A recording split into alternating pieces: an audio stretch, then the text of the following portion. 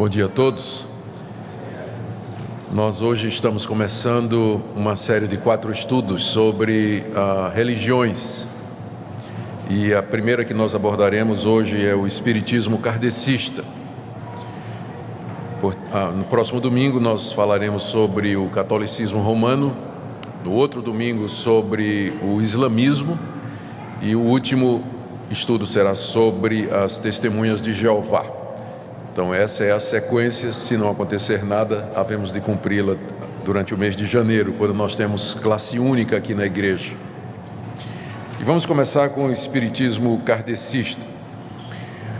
O último censo brasileiro fez um levantamento na área de religião, como vocês sabem, em 2010, e constatou que cerca de 2% da população brasileira se declara espírita. Isso pode parecer uma coisa pequena, mas na verdade é um número que passa aí dos milhões. O que é interessante é que isso representou um crescimento de 65% com relação ao censo anterior, ou seja, a religião que mais cresceu no Brasil foi o espiritismo nos últimos 10 anos. Embora que ainda seja bem menor do que os evangélicos e os católicos, mas os que se declaram espíritas kardecistas vêm crescendo e crescendo muito. Muitos dos que praticam alguma forma de espiritismo se declaram católicos. Então, se você somar o espiritismo kardecista com a Umbanda, o Candomblé e outras variações, você vai entender por que o Brasil é reconhecido como o maior país espírita do mundo, se você soma todas essas vertentes, né, do espiritismo. O espiritismo kardecista não gosta de ser misturado ou tomado junto com a Umbanda, Candomblé, por exemplo. Eles são coisas completamente diferentes. Embora eles acreditem nos mesmos princípios, especialmente o da reencarnação, mas eles querem se distanciar. O espiritismo kardecista lembra que tem origem na França, que ele é mais recente, que ele é ciência e religião, que ele é da elite, e de fato o IBGE mostrou que os espíritas kardecistas estão entre as pessoas mais bem instruídas do Brasil. A escolaridade é muito grande e o nível financeiro também é muito alto. Enquanto que a Umbanda é de origem africana, tem rituais, bem como a Macumba, o Candomblé, que são chamados também de baixo espiritismo. O espiritismo kardecista se considera o espiritismo segundo o Evangelho, ou espiritismo mesa branca, ou tem outros nomes, mas eles querem fazer a distinção entre eles e a Umbanda e o Candomblé, não gostam de ser considerados como sendo iguais. A gente entende isso perfeitamente, não é? Por exemplo, o termo evangélico é muito amplo, e dentro do termo evangélico você tem variações, e as igrejas tradicionais sempre, quando são chamadas de evangélicas, diz assim, evangelho, mas não como aquelas da TV, né? Não como aquelas da TV, fazendo uma distinção. Então, os espíritas também, kardecistas, eles gostam de fazer essa distinção, dizendo que eles são à parte. Bom, vamos ver um pouco da história do kardecismo. A origem do kardecismo é marcada por eles mesmos com o ano de 1847. Foi o ano que uma família de sobrenome Fox mudou-se para Nova York. E havia 2 meninas, 2 crianças que começaram a brincar com mesas que giravam. Era um fenômeno que começou a atrair primeiro os pais, né, das crianças, porque as meninas chamavam os pais e papai, as mesas estão girando. Então as mesas levantavam e giravam, ficavam girando no ar. Depois, em cima dessas mesas, os copos começavam a andar e as meninas brincavam com aquilo. Os pais perceberam aquilo, a vizinhança também chamou a atenção. E daqui a pouco já havia um grupo interessado em estudar esses fenômenos, que teve grande divulgação nos Estados Unidos e depois na Inglaterra e na França. Em 1860, cerca de 20 anos, menos de 20 anos depois, já havia 180 mil espíritas na Inglaterra, nos Estados Unidos, e 250 mil na Inglaterra, porque eles entenderam que aquele fenômeno era a ação dos espíritos de pessoas que haviam morrido tentando se comunicar com os que estavam vivos, e usavam para isso esses fenômenos das mesas girantes e dos copos que andavam e assim por diante. Foi nessa época que um professor francês chamado Léon Hippolyte Diriveille, ele começou a estudar esses fenômenos e disse que aquilo tinha que ter uma outra explicação, mas ele acabou se convencendo de fato de que aqueles fenômenos e outros eram tentativas de comunicação do além, pessoas que já morreram, que estavam tentando se comunicar com os vivos e que usariam estes fenômenos como sendo esse veículo. Ele começou a fazer estudos sérios sobre isso, sério é o que eles dizem, não é? Eu estou só citando aqui, sobre os espíritos, entrevistou muitos espíritos e finalmente codificou a doutrina espírita como nós temos hoje. Em 1856, ele recebe a revelação que os espíritos dão para ele da missão dele no mundo, que seria codificar e trazer essa nova religião, que seria a última revelação de Deus para a humanidade. Ele muda então o seu nome para Allan Kardec. Allan Kardec é o nome de um poeta celta de séculos passados. E ele entende que o Kardec falava por ele, não é? Ele se declara médium e que o espírito do Kardec falava por ele. Daí ele adota esse nome. E em 1858 ele funda a Sociedade Parisiense de Estudos Espíritas. Publica no ano seguinte, aliás, no mesmo ano, o livro dos Espíritos, que é o clássico, é a Bíblia do Espiritismo, e o Evangelho segundo o Espiritismo em 1864, cerca de 6 anos depois. Estes são os dois livros clássicos da doutrina espírita, ambos publicados por Allan Kardec no século XIX. O que é que Kardec ensina nesses livros? E o que eu vou dizer, eu tirei do segundo livro, o livro O que é o Espiritismo, ou o Evangelho segundo o Espiritismo, que está publicado no site da Associação Brasileira Espírita Brasileira. Então, para ninguém dizer que eu estou pegando fonte espúria, né? Eu fui na fonte original. E lá no site deles, eles têm esse livro publicado em PDF, disponível para quem quiser, que é o livro que tem a espinha dorsal do pensamento kardecista. Então, eu fiz as seguintes apontamentos aqui, anotações, querendo entender o pensamento kardecista. Como é que eles se definem? Como é que o espiritismo kardecista se define? De acordo com eles, Moisés deu, o espiritismo kardecista é a terceira revelação de Deus para a humanidade. A primeira foi através de Moisés. Moisés deu a lei da parte de Deus e que foi resumida nos 10 mandamentos. A segunda revelação foi Jesus Cristo, que veio depois de Moisés e aperfeiçoou a revelação número 1. Número 2 aperfeiçoa a número 1. Jesus resumiu tudo que Moisés disse no amor de Deus e ao próximo, e ele se torna o guia e modelo para a humanidade. Jesus, contudo, ele não disse tudo o que era para dizer. Ele não disse tudo o que era para dizer. Inclusive ele disse aos discípulos: eu tenho muita coisa para dizer para vocês, mas vocês não podem suportar agora. Então Jesus não disse tudo. E quando ele falou, ele falou de maneira metafórica. Por exemplo, Jesus ensinou sobre a reencarnação, só que ele chamava de ressurreição, porque o conceito de reencarnação não era conhecido entre os povos daquela época, não é? Então, Jesus usou o termo ressurreição. E ele estava esperando que a humanidade progredisse e que a ciência avançasse para que a verdade completa fosse dita. Inclusive ele disse assim, que mandaria o Consolador e que o Consolador guiaria os seus discípulos a toda a verdade, porque ele, Jesus, não disse a verdade completa. Então, quando o Consolador viesse, traria aquela verdade que Jesus começou a ensinar. E essa verdade então vem através de Allan Kardec. Allan Kardec é a terceira revelação. Ele traz a terceira grande revelação de Deus para a humanidade.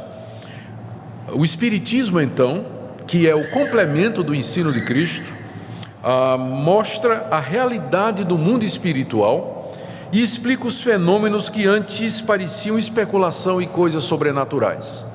Eles dizem que esses fenômenos sempre estiveram presentes, mesas girando, barulho você ouvir de noite, né?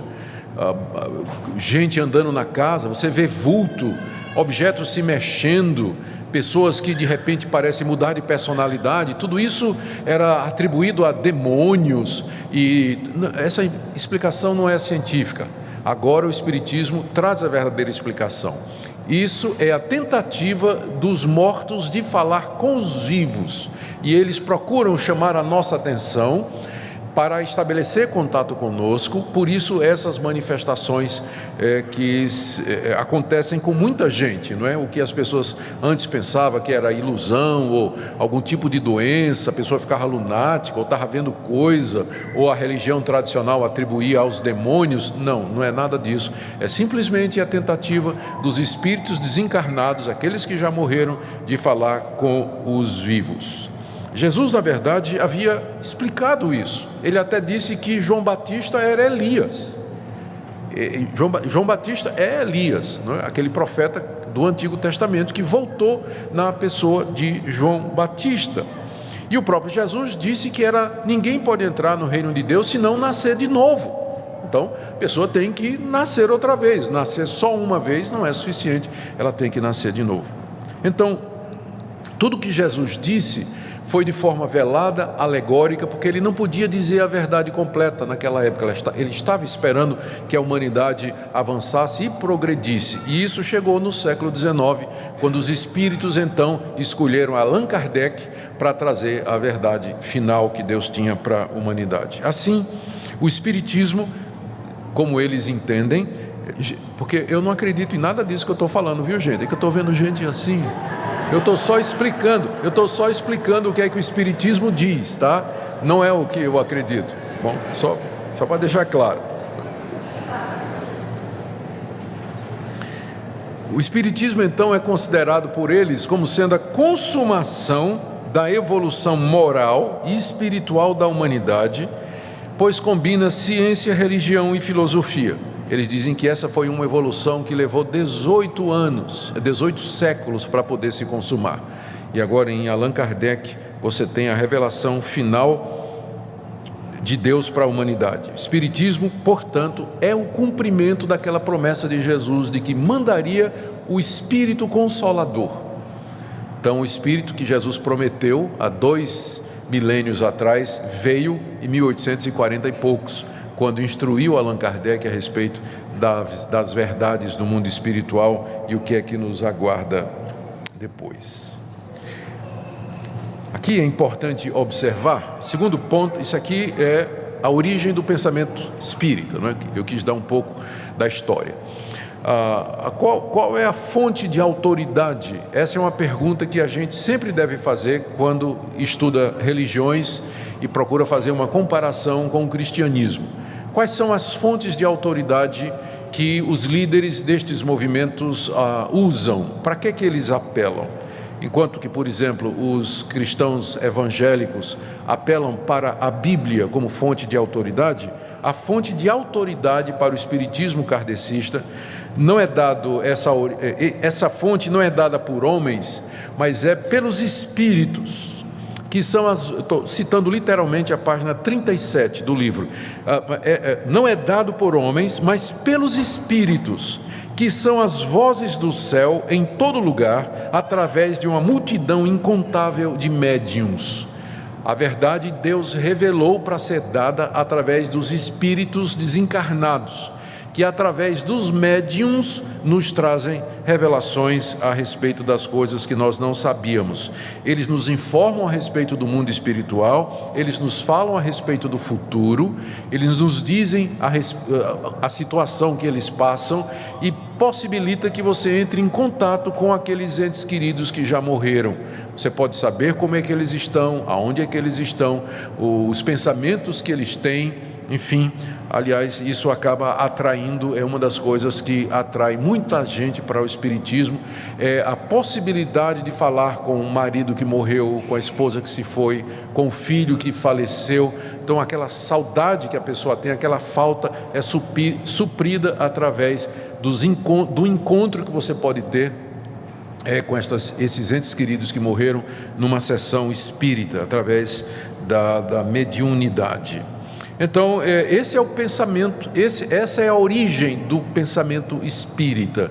Ou seja, ela não é uma doutrina que foi baseada no estudo da Escritura, como se alguém dissesse assim: vamos examinar a Bíblia para ver exatamente o que ela diz. Não, Kardec teve estas revelações que foram dadas pelos Espíritos e ele então codificou, ele examinou estas coisas e sintetizou e escreveu os livros que são a base do Espiritismo.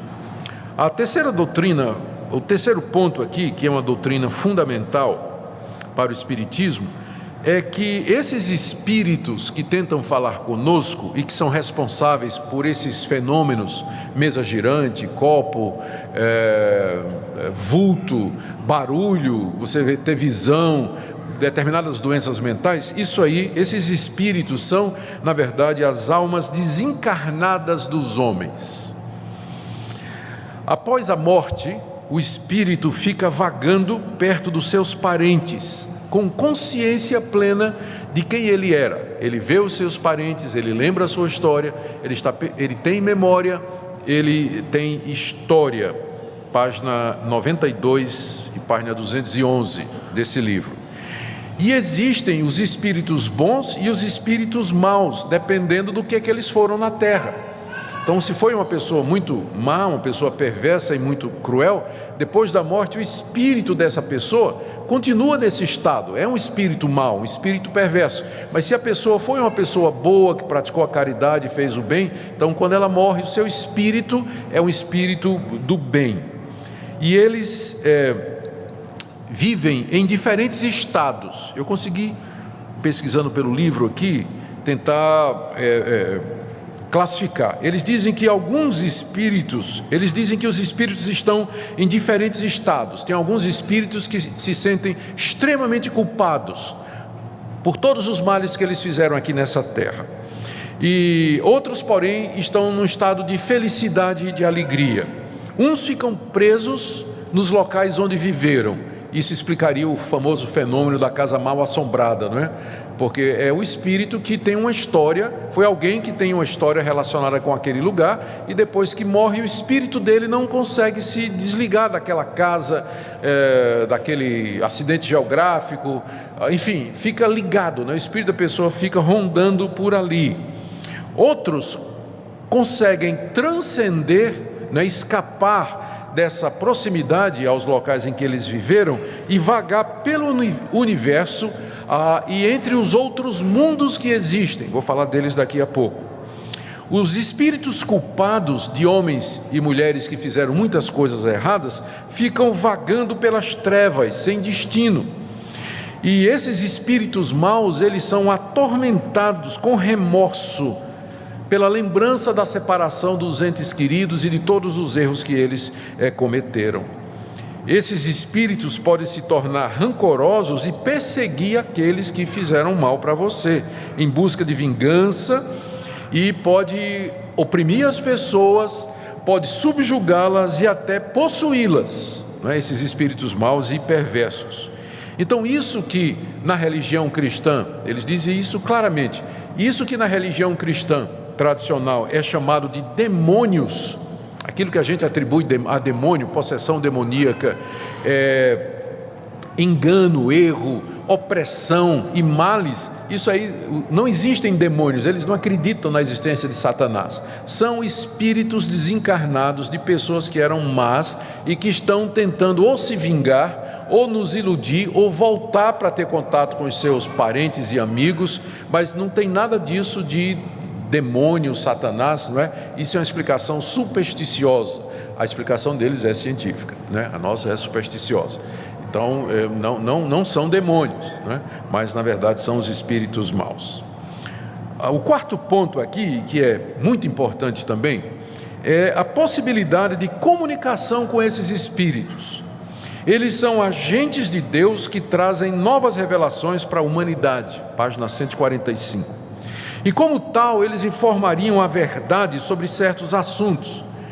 Há um mistério na Bíblia, só para dar um exemplo, de onde Jesus esteve entre 12 anos e 30 anos. A gente não sabe, a Bíblia conta a história de Jesus até os 12 anos, e de repente é um intervalo e Jesus reaparece com 30 anos para ser batizado por João Batista lá no Rio Jordão. Onde é que teve Jesus dos 12 aos 30 anos? A Bíblia não diz, mas os Espíritos dizem. Eles sabem. Jesus foi para a Índia e lá ele estudou, né, com os gurus, com os sábios hindus, aprendeu levitação, aprendeu artes mágicas, aprendeu a usar os seus poderes e volta então aos 30 anos de idade. Isso explicaria em grande parte os seus poderes e a sua habilidade de comunicação e tudo mais. Isso aí está no livro de um espírita chamado Werneck. O título é Jesus, a vida de Jesus dos 12 aos 30 anos. Os espíritos, dependendo de quem eles são, né, nessa comunicação, eles podem predizer o futuro. Eles podem anunciar o que é que vai acontecer e descobrir coisas ocultas. O quinto ponto aqui é que essas comunicações dos mortos, né, dos que já morreram, com os vivos, é feita pelos médiuns. A mediunidade é considerada um dom de Deus. A mediunidade é a capacidade que Deus dá a algumas pessoas de se comunicar com esses espíritos. Aqui eu leio o que está na página 214. Os médiuns são os intérpretes dos espíritos. Suprem-lhes os organismos materiais que lhes faltam para nos transmitir suas instruções, porque são capacitados com dons para esse fim. Eles dizem que os apóstolos eram médiuns que tinham recebido este dom de Deus, bem como Jesus Cristo também era médium, e eles acrescentam ainda: os médiuns são os intérpretes encarregados de transmitir aos homens os ensinamentos dos espíritos, ou melhor, são os instrumentos materiais pelos quais se comunicam os espíritos para se tornarem compreensíveis aos homens. A sua missão é santa e tem o objetivo de abrir os horizontes da vida eterna. Os espíritos vêm instruir os homens sobre a sua destinação futura, a fim de orientá-los no caminho do bem. Está na página 280. Agora, cuidado, porque tem espíritos maus que se disfarçam de espíritos bons e enganam as pessoas através dos médiuns. Estes são os falsos profetas, não é? Então, na verdade, você nunca vai ter certeza numa sessão espírita se o espírito que está falando ali, ele é um espírito bom ou um espírito mau, porque ele sempre vai se apresentar como um espírito bom, porque se é bom, ele vai ser bom, e se é mau, vai se disfarçar de bom. Então, sempre vai ser uma comunicação aparentemente boa. Daí, eles têm uma série de critérios que são colocados, como reconhecer o verdadeiro médium, não é? E um dos critérios é que um médium não cobra. Então, se a gente fosse usar esse critério aqui no meio evangélico, né? Pastor verdadeiro é o que não cobra, né? Então, muito pastor ia ficar de fora. Então,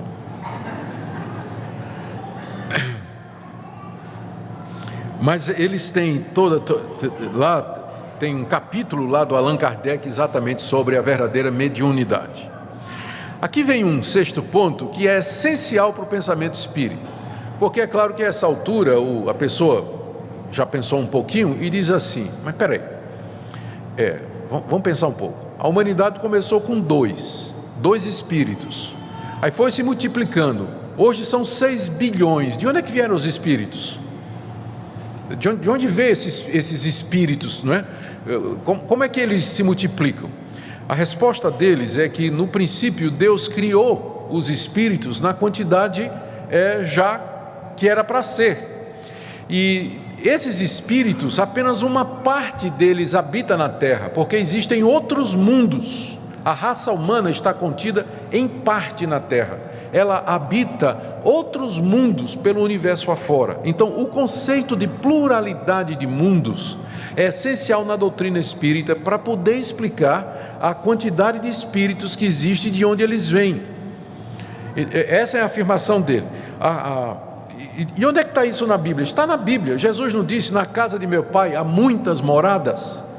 Então, essas muitas moradas são os mundos que existem onde os espíritos moram. A Terra é apenas um deles e nem é o melhor. Eles têm uma classificação. Isso aqui que eu estou dizendo está na página 47, 193, 194. Olha a classificação na página 48 dos mundos que existem. Primeiro tem os mundos primitivos, onde se dão as primeiras encarnações da alma humana. Aqui eles têm aquela visão dualista, muito antiga, que opõe matéria e espírito. O espírito está oposto à matéria. Quanto mais espiritual, menos material. O mundo, o primeiro nível de mundo mais abaixo é chamado mundo primitivo, onde se dão as primeiras encarnações da alma humana e onde praticamente tudo é material. No próximo nível você tem o mundo das expiações e das provas, onde o mal predomina e onde os espíritos sofrem para poderem se aperfeiçoar nessa escala, nessa escalada. Depois tem os mundos regeneradores, onde as almas que ainda vão expiar os seus pecados buscam novas forças, repousando das fadigas da luta. É uma espécie de parada assim na estrada, né? Você dá uma parada no posto para tomar uma água, descansar. São os mundos regeneradores, onde os espíritos, né, cansados das lutas, na tentativa de ascender cada vez mais, eles dão uma paradinha, um pit stop, né, para poder descansar. E tem os mundos felizes, onde o bem já supera o mal, e o último o mais elevado, são os mundos celestes ou divinos, onde moram os espíritos puros. Eles não têm mais corpos, os corpos já ficaram para trás, porque eles representam quase que um empecilho, né? Esses espíritos puros, onde mora exclusivamente o bem, onde só reina o bem. A Terra pertence à categoria de mundo 2, nível 2, né? Lá embaixo é o mundo das expiações e das provas. Aqui nesse planeta, esses espíritos vêm, eles encarnam e eles aqui são submetidos à prova. Isso explica dor, sofrimento, catástrofe, a história da humanidade, sempre marcada pelo sofrimento, pela contrariedade, angústia, guerras e violência, enfim, todo esse catálogo de males que acompanha a humanidade, é porque é esse mundo aqui, é aqui que vem os espíritos pagar pelos seus pecados, para poder passar para um mundo melhor, né, e morar em outro mundo no universo, onde o bem impera e assim por diante. O sétimo ponto que eu destaquei aqui, e que é essencial para isso, é a doutrina da reencarnação. Nesse livro, começa a falar dela fala direto, né, mas começa a explicar na página 56. Eles dizem que a Bíblia ensina a reencarnação, só que com o nome de ressurreição, e não foi compreendido na época. Não foi compreendido na época. A definição que eles dão aqui é a seguinte: a reencarnação é o retorno do espírito à vida corporal, mas em um outro corpo, formado novamente para ele, e que não tem nada em comum com aquele que se desintegrou. O espírito não morre, o espírito é imutável, imutável no sentido de que ele não pode ser destruído, mas ele é passível de alteração e de evolução. E esse processo, né, de salvação, que é o progresso da alma, inclui muitas reencarnações. E aí o espírito reencarna em um mundo ou outro, né? Pode reencarnar na Terra, pode reencarnar num desses mundos aí que estão espalhados pelo universo, e ele vai evoluindo. É como um videogame em que você vai vencendo etapas, não é? Você vai vencendo etapas e vai se aproximando cada vez mais do final para você ganhar. Então, cada etapa dessa seria um mundo diferente, e dependendo de como você se comportou naquele mundo onde você encarnou, você ou vai para um mundo mais acima ou um mundo mais para baixo. Ou você reencarna numa forma, num corpo e numa situação mais feliz, ou numa situação de sofrimento e assim por diante. Eles dizem que Jesus ensinou isso em João 3, de 1 a 3, quando disse a Nicodemos: quem não nascer de novo não pode entrar no reino de Deus. Quem é nascido da carne é carne, mas quem é nascido do Espírito é Espírito. Portanto, eu vos digo, importa-vos nascer de novo. E também lá em Mateus 17, de 11 a 13, quando Jesus diz aos discípulos: vocês querem saber quem é João Batista? Ele é Elias, que haveria de vir. Então, esse conceito da reencarnação é fundamental. Para eles a vida, o ciclo é esse: morrer e reencarnar, e assim sempre prosseguir até chegar naquele nível superior do mundo puro, celeste ou divino. Um outro ponto, número 8, com relação aos sofrimentos aqui nesse mundo. Os sofrimentos aqui nesse mundo são explicados como sendo o resultado de erros, pecados e faltas cometidos na vida anterior. Eles dizem assim: o mundo, a ciência já provou que o mundo é regido pela lei de causa e efeito. Então, todo efeito, tudo que acontece tem uma causa. Você nasce nesse mundo, você já nasce com a doença, você já nasce com a deformidade física, você já nasce numa situação de pobreza, de sofrimento. E você vai passar a sua vida toda sofrendo, sem você nunca ter feito mal a uma mosca. Então, isso não é justo. Por que as pessoas sofrem quando elas nunca fizeram nada para isso? A resposta é: elas não fizeram nada para isso nessa vida, mas elas fizeram em outra. Então, o sofrimento das pessoas aqui é para pagar os erros que elas cometeram em outra vida. Essa é a lei da causa e efeito, isso é ciência. Ninguém pode sofrer sem ter uma causa antes.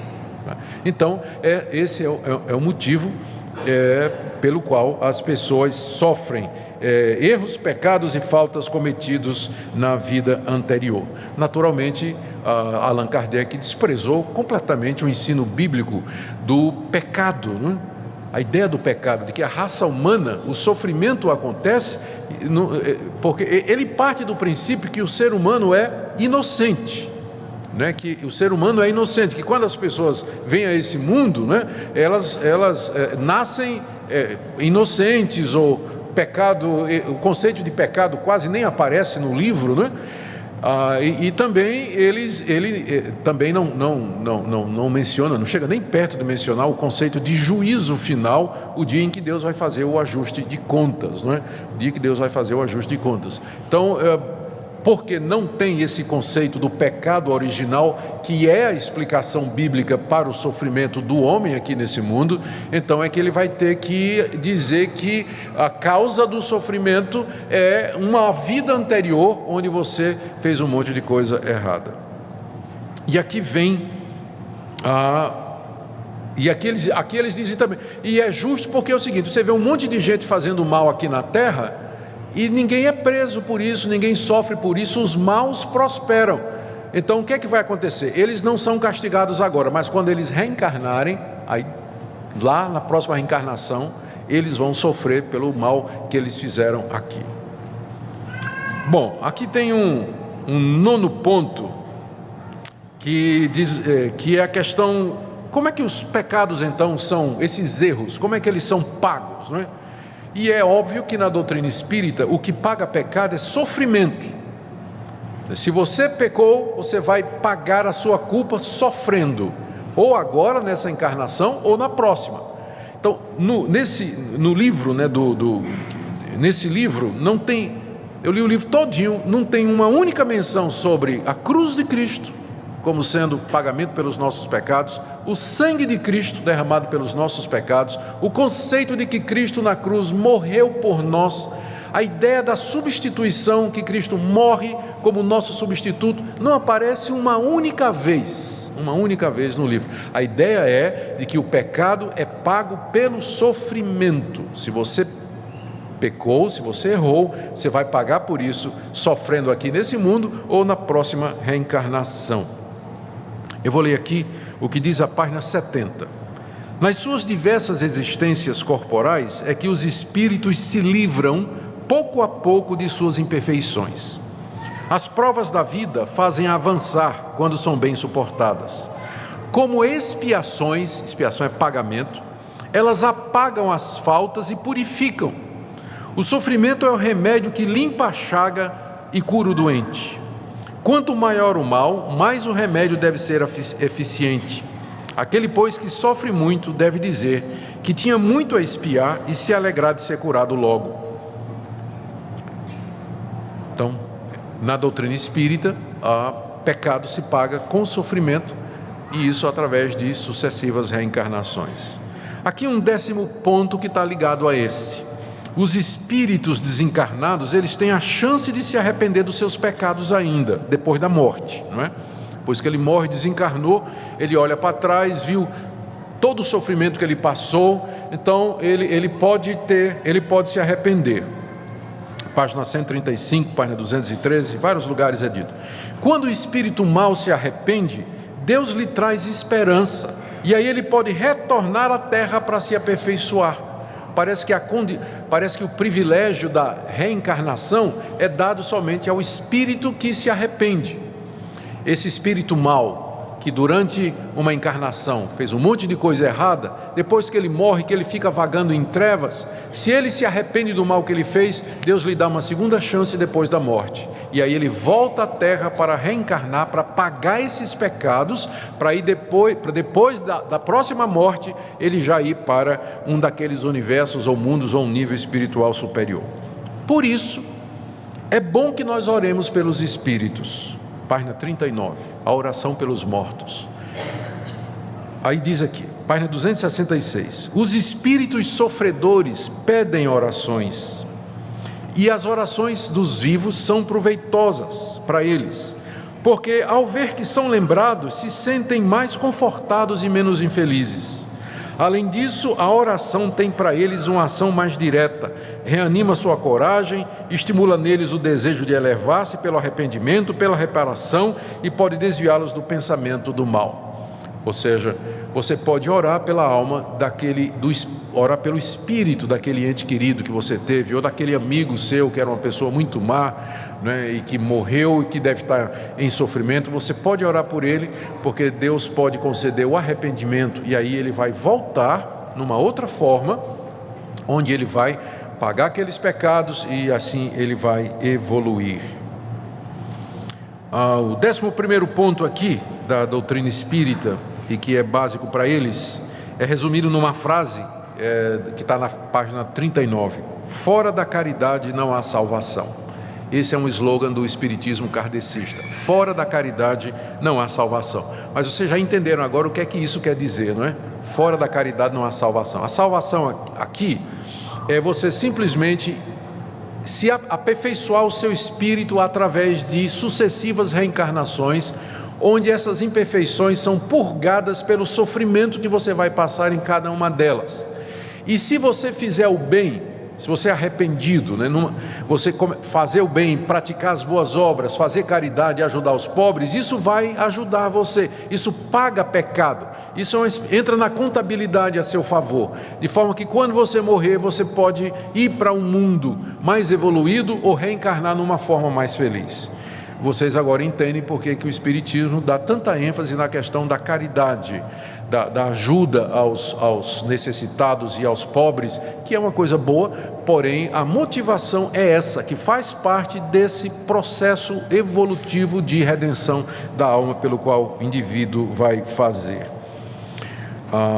Como eu disse, não há no livro nenhuma menção da morte de Cristo na cruz para pagamento dos pecados e nem do seu sangue derramado pelos pecadores. Aqui, é claro, o Espiritismo bateria de frente com o apóstolo Paulo, né? Porque o apóstolo Paulo disse: pela graça sois salvos por meio da fé, não por obras, não por nada que nós façamos. Outro ponto, para eles o inferno não é eterno e nem literal. O sofrimento depois da morte demora somente o tempo que o espírito leva para se arrepender. Então aquelas descrições que a Bíblia faz do inferno eterno, que queima como o bicho que não morre, né, que come a consciência e tudo mais, diz que aquilo tudo é absolutamente figurado, né? Não é figurado, apenas se refere ao remorso que a alma desencarnada sente, a culpa que ela sente depois da morte, mas se ela se arrepende, termina ali o sofrimento dela, ela volta para a terra. Portanto, não há céu, não é? E nem inferno, como estados ou situações fixas, não é? Mas céu e inferno é o que a alma sente depois da morte, e que pode, no caso do céu, evoluir para ficar mais céu ainda, ou no caso do inferno, se ela se arrepende, ela volta e tem uma segunda chance. Quem foi Jesus? Quem é Jesus na opinião do Espiritismo? Jesus é um médium reformador que apareceu na Judéia. É um espírito avançado da sexta esfera. Ele foi o ser mais evoluído e aperfeiçoado dos espíritos que foram criados. Aquele que aparece em Jesus de Nazaré é o que mais evoluiu e chegou perto daquilo que nós podemos chegar. Tanto é que todos aqueles que evoluem e chegam perto da situação de Cristo são Cristos também. Cristo é todo aquele que chega a essa posição, que chegou a essa figura, Jesus, lá na Judéia. Bom, eu penso que isso aqui já é uma descrição justa. É importante, quando nós estamos analisando o que outros escrevem, que a gente seja justo, para a gente não colocar na boca deles o que eles não disseram. Tá? Então eu tentei reproduzir o que está no site da Federação Espírita Brasileira, tá? Que é a federação, uma das federações que coordena o movimento no Brasil. O que é que nós diríamos a isso agora? O que é que nós podemos dizer? Nós vamos fazer agora uma análise que não se trata de nenhum ataque aos nossos amigos espíritas, porque liberdade religiosa é um direito civil fundamental. Cada um crê no que quer. Então, todo mundo tem a liberdade de ter a religião que quer. Portanto, isso aqui não se trata de um ataque à liberdade de ninguém. Você pode crer no que quiser ou não crer em nada. Ou não crer absolutamente em nada. O que nós vamos fazer aqui é simplesmente analisar esses pontos e comparar com aquilo que nós, evangélicos, históricos, que cremos que a Bíblia é a palavra de Deus, em que pontos nós divergimos e em que pontos nós não podemos andar com o pensamento espírita. Até porque o espiritismo gosta de usar a Bíblia como suporte, e aqui e acolá, para aquilo que eles estão dizendo. Então eu vou começar com uma constatação. O espiritismo kardecista se declara como a terceira revelação de Deus para a humanidade. A primeira foi Moisés, a segunda foi Jesus, a terceira o Espiritismo. Então isso significaria que o Espiritismo, como a terceira revelação, deveria trazer algo que nunca foi dito antes, né? Deveria trazer novas luzes, deveria ser algo novo para iluminar a humanidade. Mas não é bem assim. A doutrina da reencarnação é antiquíssima, era crida pelos sumérios, pelos babilônicos, era crida pelos medos e persas. A doutrina de que a alma volta a esse mundo em outra forma é muito mais antiga do que Allan Kardec, muito mais antiga. Também a ideia de que a pessoa paga nesse mundo pelos erros que cometeu. Isso não tem nada novo, isso faz parte da essência da religião pagã, muito antiga, né? A questão do sofrimento, você pagar pelo que você faz aqui nesse mundo. O dualismo entre matéria e espírito, que é muito claro no espiritismo kardecista, ele é originário das religiões persas e encontrou uma forma mais elaborada num cidadão chamado Mani, que é o pai do chamado maniqueísmo, e que, junto com essa visão dualista que tem raízes no pensamento platônico, tem origem no pensamento platônico, constitui o que a gente chama do cerne do paganismo, ou seja, que a matéria é essencialmente má e que o espírito é bom. Isso antecede Allan Kardec em séculos. Então, na verdade, não é nada novo. A ideia de você consultar os mortos, inclusive, era proibido em Israel 2000 anos antes de Cristo, 4000 anos antes de Allan Kardec. Então, a ideia de você falar com mortos, que mortos voltam e que as pessoas sofrem pelos seus pecados aqui nesse mundo e que a matéria é inferior, o espírito é superior, isso é bem mais antigo do que Allan Kardec. Então, o que tem de novo nisso? Na minha opinião, nada. É simplesmente ideias antigas de religiões pagãs que foram codificadas por uma pessoa inteligente e apresentada como sendo uma nova religião, mas nada mais é do que conceitos antiquíssimos, inclusive que datam antes de Cristo. Então essa reivindicação de que é uma nova revelação fica pendendo a explicação histórica, não é? Bom, então, se é uma terceira revelação, quer dizer que não teve antes, não é? Não teve antes, não tinha nada parecido antes. Mas como é que explica que esse conceito, então, está presente em todos esses movimentos extremamente antigos? Uma segunda crítica uma segunda diferença, aliás, a primeira diferença que eu queria mostrar aqui é com relação ao conceito de Deus. O Deus do Espiritismo não é o mesmo Deus que nós, evangélicos que cremos na Bíblia, professamos.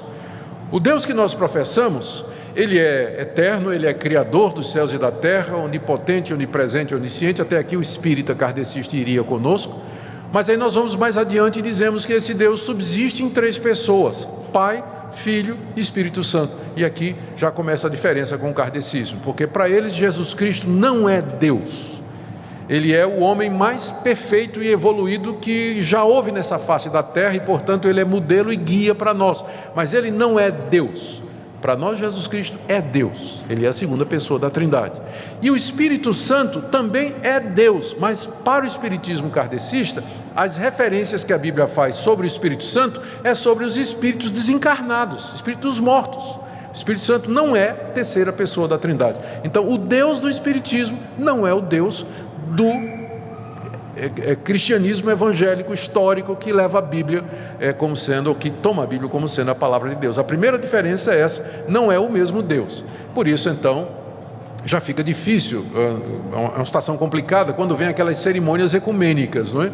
Em que diz assim, é o mesmo Deus, né? Vamos fazer um culto ecumênico onde nós estamos orando ao mesmo Deus, e você tem lá um representante do Espiritismo, mas não é o mesmo Deus. O meu Deus é Pai, Filho e Espírito Santo. Jesus Cristo é Deus, mas eles não creem nisso.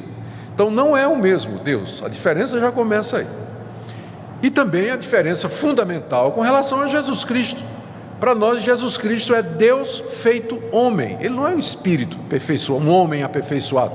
Ele é Deus que tomou carne, se tornou um de nós, se fez homem e permanece Deus para todos sempre. Ele é Deus homem, 100% Deus e 100% homem. O que explica o fato de que Jesus se destaca dos demais da humanidade não é que ele é uma pessoa que se aperfeiçoou através de reencarnações, mas porque ele era Deus e estava entre nós. E se explica os seus poderes, a sua santidade, a sabedoria das suas palavras, a sua morte e a sua ressurreição.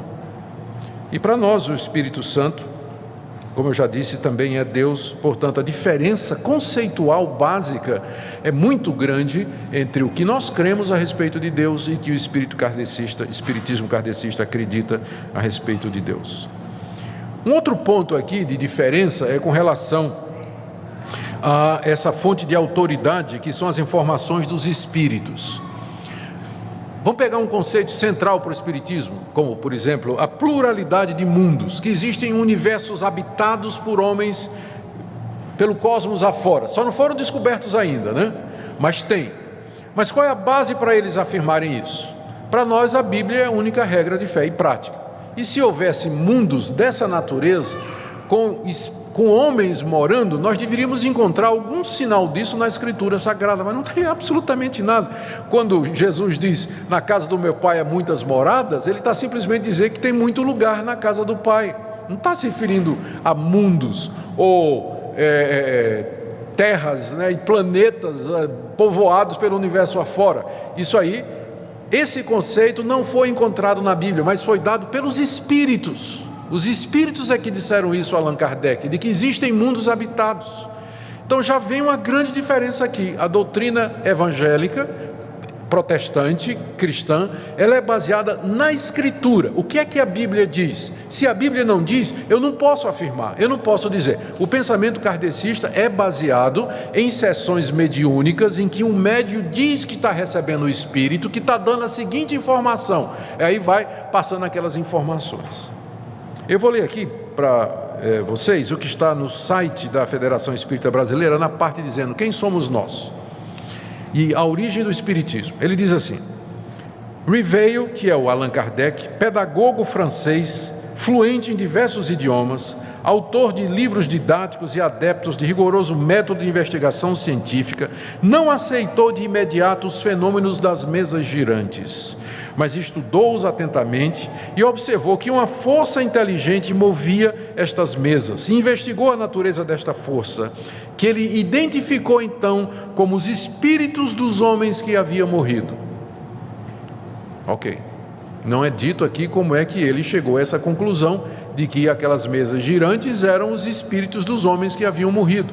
Havia outras alternativas de explicação. A explicação bíblica é demônios, charlatanice, ilusão Tem tantas outras explicações, mas ele chegou a essa conclusão. Como é que ele chegou a essa conclusão? Ele diz aqui: Kardec fez centenas de perguntas aos espíritos, analisou as respostas, comparou-as, codificou-as, tudo submeteu ao crivo da razão, e não aceitando e não divulgando nada que não passasse por esse crivo. Assim nasceu o Livro dos Espíritos, e o professor Riveio se imortalizou adotando o pseudônimo de Allan Kardec. O espiritismo kardecista não faz... não procura disfarçar isso, mas a fonte da doutrina deles é a sessão mediúnica. É um médium que diz que está recebendo o espírito de Santo Agostinho, é o espírito do apóstolo Paulo, e que está agora trazendo a verdade completa. A base é essa, não tem nada a ver com a Bíblia, não é escritura a base, e essa é uma diferença fundamental entre nós e o pensamento kardecista. Então, até para discutir, quando você vai conversar com um amigo espírita, a dificuldade é que não tem uma base para você argumentar, porque você vai querer apelar para a Bíblia, mas ele vai dizer: não, a Bíblia tem apenas parte da verdade, né? Porque a verdade suprema veio através de Allan Kardec, e aqui está o que os espíritos disseram para Allan Kardec. Nesse livro, segundo o Espiritismo, só para ilustrar o que eu estou dizendo, cada capítulo escrito por Allan Kardec, ele escreve bem, é claro, e o capítulo não é muito grande, mas no final do capítulo tem assim: doutrina dos espíritos. Aí vem Chico Xavier, aí diz o que é que Chico Xavier falou, o Espírito falando através de Chico Xavier. Aí Santo Agostinho, que é um médium famoso, né, que incorporava o Espírito de Santo Agostinho, que viveu no século IV. Aí disse isso. Então, a parte a doutrina dos Espíritos no final de cada capítulo é maior do que o capítulo de que Kardec escreveu, porque é a base deles, né? É exatamente o que esses Espíritos haveriam de dizer. As grandes doutrinas bíblicas são totalmente ignoradas. Eu tive o cuidado de fazer essa pesquisa para não ser injusto, mas eu procurei e não tem nada nos livros que fale sobre os milagres de Jesus, o fato de que ele nasceu de uma virgem, a sua morte na cruz pelos pecados, a sua ressurreição literal dos mortos, a intercessão pelos seus, ele está agora à direita do Pai intercedendo pelos seus, a sua segunda vinda física a este mundo e o mundo vindouro, onde habita a paz e justiça. As grandes doutrinas da Bíblia são deixadas totalmente de lado, não tem a menor menção nesse livro, que é o livro fundamental do pensamento espírita. Uma outra coisa que nós podemos dizer aqui, e em que nós divergimos então, é que não há nada na Escritura, na Bíblia, sobre reencarnação dos espíritos dos homens após a morte, e nem desse progresso mediante sucessivas reencarnações.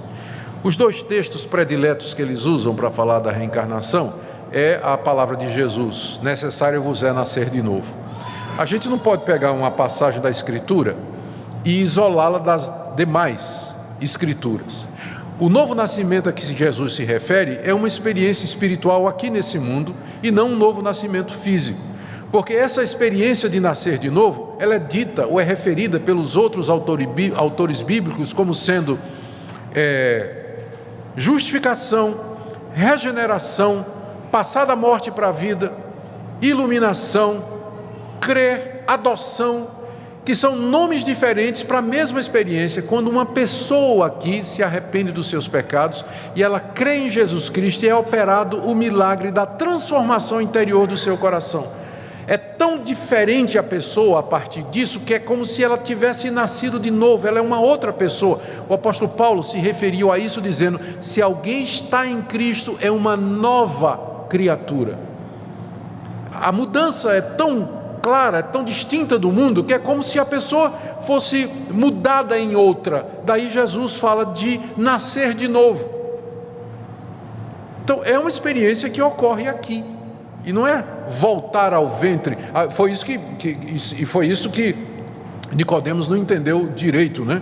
Ele não entendeu direito. O senhor está dizendo que a gente tem que voltar ao ventre da mãe? E nem reencarnação era isso, né? Ele pensou alguma experiência aqui nesse mundo, nascer de novo da mesma mãe. O próprio Nicodemos não entendeu que aquilo se referia a uma reencarnação, não é? Ele não entendeu o que seria a natureza desse novo nascimento. E Jesus disse: não, eu estou falando de alguma coisa que acontece no âmbito espiritual. O que é nascido da carne é carne, portanto não tem nada a ver com reencarnação. Mas o que é nascido do Espírito é Espírito. Então, ou seja, esse novo nascimento é algo espiritual, não é voltar à carne. Porque Jesus disse: o que é nascido da carne é carne. Não estou falando disso. Então, essa passagem não está falando. E a outra que eles gostam de usar está lá em Mateus 17, que nós já lemos, onde Jesus se refere a João Batista, dizendo: vocês estão vendo João Batista? Este é Elias que haveria de vir. Então, os nossos amigos espíritas dizem: olha aqui, João Batista era a reencarnação de Elias. Bom, o primeiro problema com esse tipo de interpretação é que Elias não morreu, né? Elias morreu? Não, Elias foi levado ao céu num redemoinho. Então já quebrou aí, porque para reencarnar teria que ter morrido, não é? Mas Elias não morreu. Elias subiu ao céu num redemoinho. Então como é que ele podia ter reencarnado se ele não morreu? Então começa por aí. Segunda coisa, quando Jesus disse que João Batista é Elias, ele estava dizendo que João Batista era um profeta à semelhança do profeta Elias. O profeta Elias foi levantado por Deus para combater o baalismo, o politeísmo da sua época, o culto aos falsos deuses. Era um homem que chamava a nação ao arrependimento. João Batista era um profeta à semelhança de Elias. Ele aparece se vestindo do mesmo jeito que Elias se vestia e com a mesma mensagem: arrependei-vos porque é chegado o reino dos céus. É só isso que Jesus está dizendo, nada mais do que isso. Daí você dizer, pegar essa passagem para construir toda essa doutrina da reencarnação sucessiva e outros mundos e tudo mais, você está fazendo muito de muito pouco, né? Está arrancando água da pedra. Não é isso que o texto está dizendo. Essa é uma das diferenças, né? Por conta da fonte, né? Nós vamos para a Bíblia, mas eles recebem essas informações dos Espíritos. Nós temos dificuldade, e agora vamos para uma parte mais direta de confronto, né? A Escritura, ela condena novas revelações. O apóstolo Paulo ficaria muito surpreso se ele ouvisse o que está sendo dito, que Jesus que hoje, 2000 anos depois, um novo evangelho surge para completar aquele antigo. Olha o que Paulo disse, escrevendo aos Gálatas: ainda que nós mesmos, ou um anjo vindo do céu, vos pregue um evangelho que vá além do que vos temos pregado, seja maldito. Assim como já dissemos e agora repito, se alguém vos prega evangelho que vá além daquele que recebeste, seja anátema. Paulo disse: olha, eu já preguei, o evangelho é esse aqui. Se aparecer um anjo do céu dizendo: eu trago uma nova revelação, uma adição, um complemento a isso aqui, Paulo diz: pode amaldiçoar, que não é de Deus. Seja maldito, isso não vem de Deus. Não vem de Deus. Então nós temos muita dificuldade, né, com esses movimentos que aparecem dizendo: nós temos uma revelação que Deus guardou para o fim dos tempos e que nunca foi dado antes. Ué, mas como é que ficaria? Paulo ficaria aqui. Paulo está errado então aqui, né? Como é que fica essa situação? A Bíblia também nos diz, irmãos, que os demônios, eles enganam as pessoas. Na segunda carta aos Tessalonicenses, capítulo 2, o apóstolo Paulo diz assim: ora, o aparecimento do ímpio, do iníquo, é segundo a eficácia de Satanás, com todo o poder e sinais e prodígios da mentira, com todo o engano de injustiça aos que perecem, porque não acolheram o amor da verdade para serem salvos. É por esse motivo, pois, que Deus lhes manda a operação do erro para darem crédito à mentira, a fim de serem julgados todos quantos não deram crédito à verdade, antes, pelo contrário, deleitaram-se com a injustiça. Nessa passagem aqui, o apóstolo Paulo está dizendo o seguinte: quando uma pessoa rejeita a verdade, que é o evangelho de Jesus Cristo, e ela continua rejeitando a verdade, a uma certa altura, Deus manda a operação do erro para que a pessoa creia na mentira. E essa operação do erro, ela acontece através de sinais, prodígios e poderes. Em outras palavras, Satanás ilude, ele engana, e ele faz isso com aqueles que rejeitaram a verdade, não querem o simples evangelho de Cristo. Daí então aparece uma mentira na qual eles acreditam. E Essas mentiras, elas são levadas avante por demônios. Veja o que diz aqui a palavra de Deus, o que Paulo disse na primeira que ele escreveu a Timóteo, capítulo 4, verso 11, verso 1, aliás. Ora, o Espírito Santo afirma expressamente que nos últimos tempos alguns apostatarão da fé por obedecerem a espíritos enganadores e a ensinamento de demônios. Os demônios ensinam, eles iludem, eles se disfarçam. Na segunda carta aos Coríntios, capítulo 11, o apóstolo Paulo diz que Satanás se transfigura em anjo de luz. Satanás não vai aparecer com um rótulo na testa dizendo: Satanás, eu sou o diabo. Ele não vai aparecer com rótulo na testa, mas ele vai aparecer como um anjo de luz, na forma de um ente querido, na forma de uma pessoa querida, na forma de alguém que você confia, alguma coisa para iludir você e levar você para fora do Evangelho de Cristo Jesus. A Bíblia também é muito clara, dizendo que não há segunda chance após a morte. Esse é outro ponto de diferença.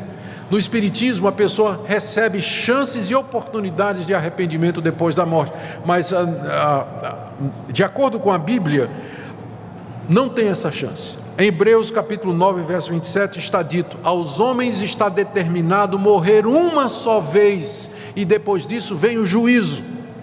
Morre uma só vez, e depois disso segue-se o juízo. Hebreus 9, 27. Em Lucas 16, 19 a 26, nós temos a parábola que foi contada por Jesus, que alguns acham que não é parábola, porque aqui, na verdade, ele até cita o nome de um dos componentes da parábola. É a única vez que ele faz isso, então seria quase que uma história, não é? Ele cita a seguinte história: Jesus, Lucas 16, a partir do verso 19. Havia um homem rico que se vestia de púrpura e de linho finíssimo. Verso 20, havia também um mendigo chamado Lázaro, coberto de chagas, que vivia na porta dele e queria comer das migalhas que caía da mesa do rico, e até os cães vinham lamber-lhe as feridas. Morreu o mendigo e foi levado pelos anjos para o seio de Abraão. Morreu também o rico e foi sepultado. No inferno, estando em tormentos, levantou os olhos e viu ao longe Abraão e Lázaro no seu seio. Nós estamos concordando com o kardecismo até agora, no fato de que depois morreu, não acaba não.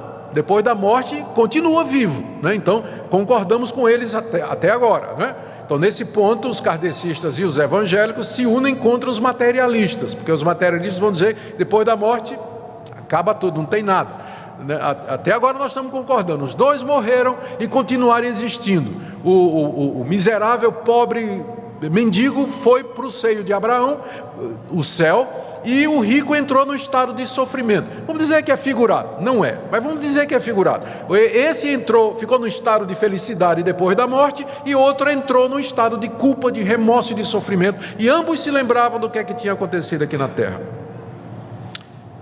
Então, o rico, né, no estado de sofrimento, disse: Pai Abraão, refere-se a Deus, né?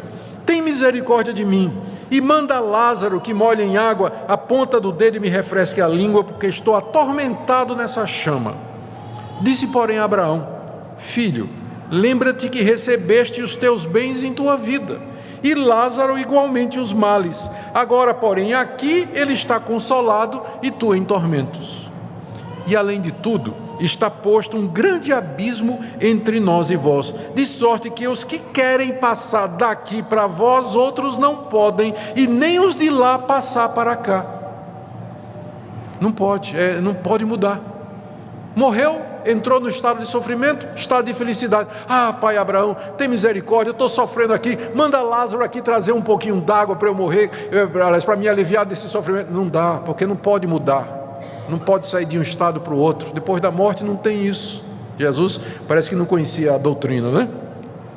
Aí então, o rico em sofrimento, ele diz assim: Pai, eu te imploro que o mandes à minha casa paterna, faz com que Lázaro volte, que ele reencarne e que vá falar com meus irmãos. Eu tenho 5 irmãos, para que dê testemunho, a fim de que não venham para esse lugar de tormento. O que é que o rico queria? Exatamente isso, que Lázaro voltasse, reencarnasse, e que fosse lá na casa do pai dele falar com seus irmãos. O que é que respondeu Abraão? Eles têm Moisés e os profetas, ouçam. Quer dizer, não precisa, eles têm a Bíblia. Moisés e os profetas, tudo que é preciso saber a respeito do mundo espiritual, o que é que vai acontecer depois, está aqui. Eles têm Moisés e os profetas, basta, não precisa nada, que eles ouçam o que diz a Bíblia. Mas ele insistiu: não, pai Abraão, se alguém entre os mortos foi ter com eles, não é? Se arrependerão. Se os mortos voltarem e falarem com os vivos e dizer: olha, existe um tormento depois da morte, então os vivos vão dizer: puxa, eu não quero ir para lá, eu vou me arrepender. Mas Abraão respondeu: se eles não ouvem Moisés e os profetas, tampouco se deixarão persuadir, ainda que ressuscite alguém dentre os mortos. Se eles não ouvem o que Moisés escreveu, os profetas escreveram, se eles não ouvem a Bíblia, eles não vão ouvir, ainda que volte um morto para dizer para eles como é. Então, está muito difícil, você que recebe a Bíblia como palavra de Deus, você compatibilizar com o ensinamento da reencarnação. Não tem como, isso de que depois da morte você tem uma segunda chance, que você volta. Jesus ensinou com muita clareza: depois da morte é o juízo. O homem morre uma vez e depois segue-se o estado eterno. Você tem que decidir o seu estado eterno aqui, enquanto você está vivo, enquanto você tem esperança, porque depois da morte não volta, não muda, não se altera. É uma ilusão pensar isso, e muita gente se consola, se ilude com isso, né? Eu estou passando, vou fazer, mas eu vou ter uma oportunidade depois. Não vai. Pelo que Jesus disse, não vai, é aqui. E aí você tem que escolher entre o ensino dos Espíritos e o ensino de Jesus Cristo. Você tem que escolher entre Abraão, entre o que disse Moisés e os profetas, e o que então alguém dentre os mortos que volta para falar. Outra coisa que a Bíblia diz é que a salvação, ela é um dom de Deus e que é dada de uma vez para sempre aqui. João 3,16: Deus amou o mundo de tal maneira que deu o seu Filho unigênito, para que todo aquele que nele crê não pereça, mas tenha a vida eterna. A vida eterna, um estado definido, imutável. Então todo aquele que crê em Jesus Cristo, aqui e agora, ele recebe a vida eterna. Não é algo que vai depender de uma volta a esse mundo, onde ele vai se aperfeiçoar através do sofrimento e assim indefinidamente até poder chegar a esse estado de felicidade. Mas o pecador que aqui e agora se arrepende dos seus pecados, mediante a fé em Jesus Cristo, ele já recebe de Deus o perdão de pecados. E essa salvação, ela é dada pelo sacrifício de Cristo e por Ele somente, não pela caridade. Pela graça sois salvos mediante a fé, não por obras, mas pela graça e misericórdia de Deus. Gálatas, capítulo 2, verso 16.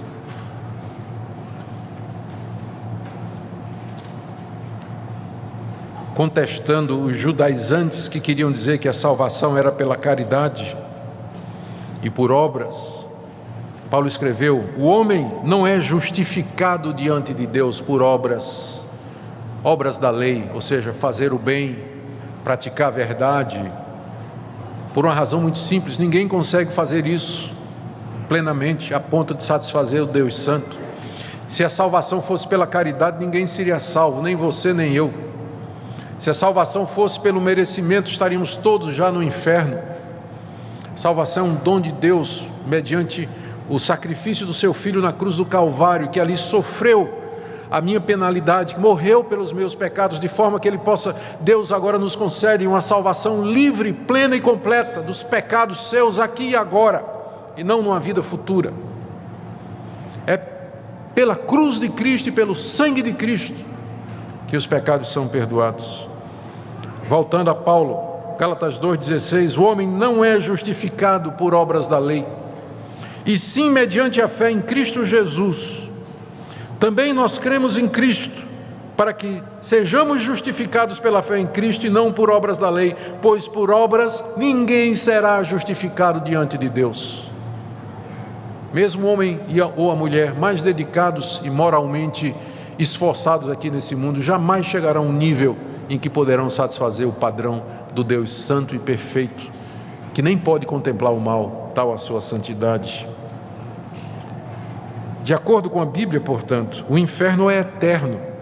Jesus definiu isso com muita clareza em Mateus 25:41, dizendo que os ímpios, aqueles que não se arrependeram, eles irão para o sofrimento eterno. A Bíblia condena claramente a comunicação com os mortos. Deuteronômio 18. Abra aí sua Bíblia. Vamos ouvir Moisés e os profetas. Vamos ouvir Moisés. Deuteronômio, escrito por Moisés, 18.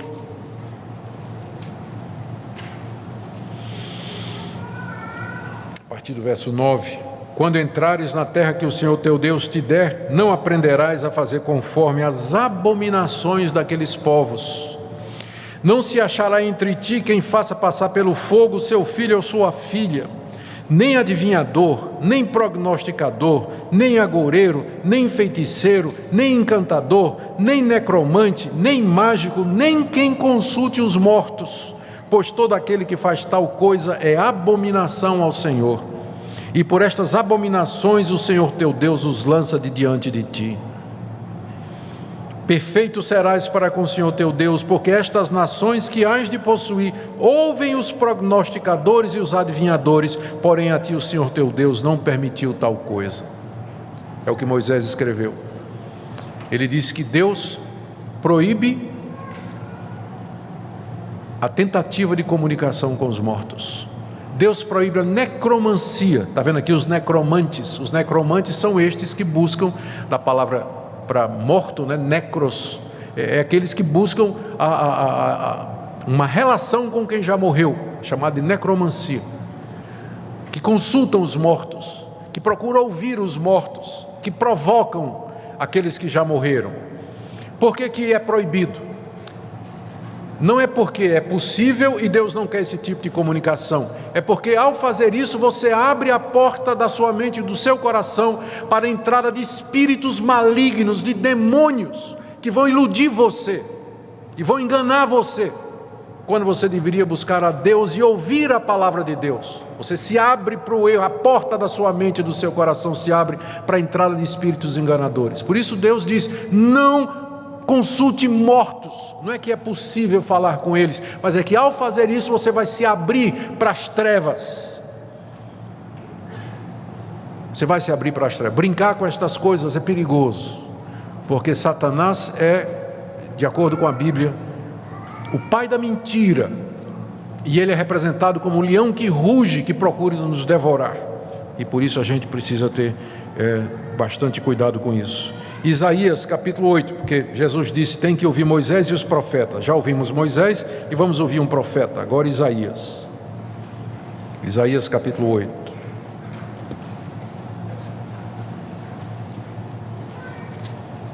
O profeta Isaías está falando da parte de Deus contra a nação de Israel. Essa mesma nação que recebeu a lei de Deus, entrou na terra prometida, expulsou aqueles povos que praticavam necromancia, eram agoureiros, adivinhadores, consultavam os astros, praticavam astrologia, invocavam os mortos. Deus entregou aquelas nações na mão de Israel, e dizendo: você não se misture com essas nações, porque estas práticas são proibidas, estas práticas são erradas, vocês adorarão a mim somente. Séculos depois, o que aconteceu? Na época do profeta Isaías, o povo voltou as costas para Deus, e o povo estava praticando necromancia, consultando os adivinhos, querendo saber o futuro através das estrelas, consultando búzio, horóscopo, tarô, enfim, tudo que tinha lá para saber o que era o futuro e que Deus havia proibido. E olha o que o profeta Isaías diz, no verso 19 do capítulo 8: quando vos disserem, consultai os necromantes, aqueles que se comunicam com os mortos, e os adivinhos, que chiureiam, que ficam murmurando, né? Acaso não consultará o povo ao seu Deus? A favor dos vivos se consultarão os mortos? Veja a pergunta de Isaías, que espera a resposta: não, né? A favor dos vivos eu vou consultar os mortos? Se eu posso consultar a Deus, se eu posso buscar aquele que é Senhor e Criador de todas as coisas? A resposta é não. Ouvimos a lei e ouvimos os profetas, como Jesus disse, e todos eles são unânimes nisso. A Bíblia é unânime nisso. Se você quer saber a verdade, se você quer resposta para as suas questões, por que procurar mortos? Você procura o Deus vivo e verdadeiro. e a revelação que Ele nos deu através da sua palavra.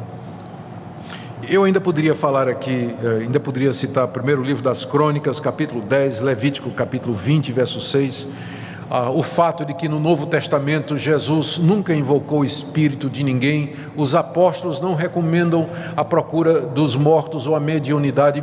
Nós desafiamos alguém a nos mostrar no Novo Testamento qualquer situação, qualquer ensinamento explícito ou implícito ou por dedução de que o cristão, para saber a vontade de Deus para a sua vida ou para entender as coisas e o futuro, ele deva fazer isso com a comunicação através dos mortos. Não tem, você não vai encontrar em lugar nenhum da Bíblia, porque o conceito bíblico é muito claro. Deus é um Deus pessoal, Ele fala comigo pela sua palavra, Ele já me deu a sua revelação. Moisés, os profetas, Jesus Cristo e os apóstolos estão todos aqui. Eu não preciso, a favor de mim que estou vivo, consultar quem já morreu, até porque a Bíblia me adverte a respeito disso. Satanás se transfigura em anjo de luz. A conclusão que nós chegamos aqui, tem muita coisa que podia ser dita, não é? É a seguinte: como nós já dissemos, nós respeitamos os nossos amigos espíritas e a liberdade de religião no Brasil. Cada um crê no que quiser. E graças a Deus por isso, porque também garante a minha liberdade de crer no que eu quero. Mas nós podemos comparar e ver as diferenças. E essas são as razões pelas quais, e essas são as grandes diferenças que existem entre o cristianismo histórico e o espiritismo kardecista. São diferenças tão fundamentais que é muito difícil adorar lado a lado como se estivéssemos fazendo isso ao mesmo Deus. São duas crenças completamente diferentes, duas religiões completamente diferentes, o cristianismo histórico, bíblico e o espiritismo kardecista. Não tem como casar, não tem como compatibilizar. Elas divergem com relação a quem é Deus, quem é Jesus Cristo, quem é o Espírito Santo, como é que eu sou salvo, o que é que acontece depois da morte, como é que eu sei a vontade de Deus, o que é a Bíblia. São opostos, completamente opostos. Por isso, o que nós aconselhamos, você tem amigos que são espíritas, tem que tratá-los com todo amor, com todo carinho, são cidadãos brasileiros, exercendo o direito deles, como também você está exercendo o seu. Mas chegada a oportunidade e havendo condições, num ambiente de tranquilidade e de respeito, você dizer por que é que você não é espírita. Por que é que você não pode aceitar o espiritismo como sendo compatível com o cristianismo histórico? Por essas diferenças aqui. É outra religião completa, não tem nada a ver. Não tem nada a ver. Então, respeito, né? Sempre tem que ter no trato com as pessoas, mas também definição clara dizendo: eu não posso crer, não posso seguir e não posso entender, porque está em oposição clara ao ensino da palavra de Deus. Então, a minha oração é que Deus ajude os irmãos, abençoe. Esse estudo eu posso disponibilizar depois, estará na secretaria da igreja, para quem quiser depois ter esse resumo aqui, né? Não tem direito autoral, você pode multiplicar, usar, distribuir, fazer o que quiser com ele, mas o objetivo é deixar a igreja instruída e preparada e confirmar os irmãos na fé. Nós vamos orar para encerrar, então, a nossa aula, estudo, sermão. Hoje foi muito mais aula do que sermão, não é? E depois nós vamos ter um período de perguntas e respostas.